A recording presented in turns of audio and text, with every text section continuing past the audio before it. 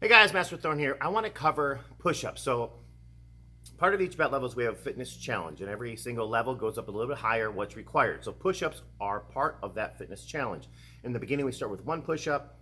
Eventually, by black belt, work ourselves up to 40 push-ups. Now that doesn't sound like something that'd be very fun for most people right off the start, but you can get there. Imagine it takes you 4 years to get to black belt, right?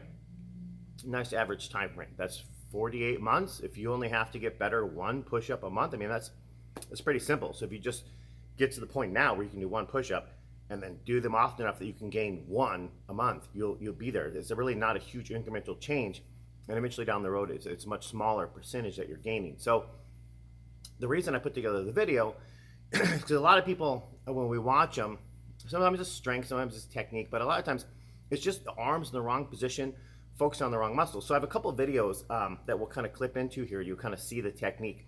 The first thing is this really wide grip, this one here. You want to get away from that. That's just not going to be where we want to go.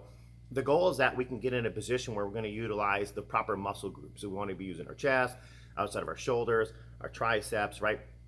And eventually down the road, we're going to start to involve our back as part of our flexing, and then your glutes, everything. So what you're going to first see is we're going to kind of go through different stages if you can't do one push-up, right? So the first stage here, you can see is just going to be up against a wall. You can just be doing that incline push-up where you're holding onto a bar. This could be a couch, could be up against the wall, could really give you quite a bit of stand up, and you're working that good technique of doing that push-up, right?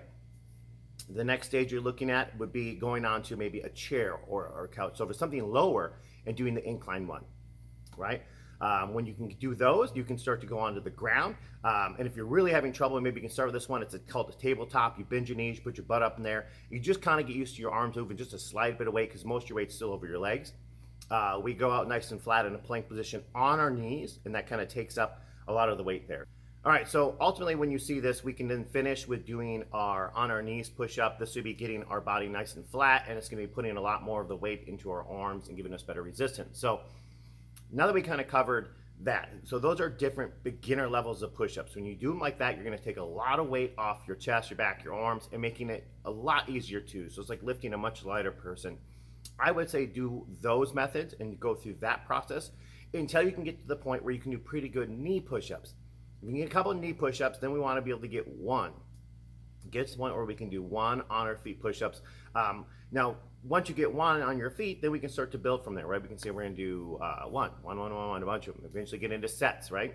And just kind of keep a set number for a whole week, whole month, whatever it might be for you personally, until you can do it easy. Once you can do it easy, add one on, right? If it doesn't create a challenge, add two. You want to have a slight challenge where you feel a little bit stressed out on that set number, but then I don't want you really working towards fatigue on these. What I want you to do is build up that endurance to be able to do those push-ups. So let's look at technique again.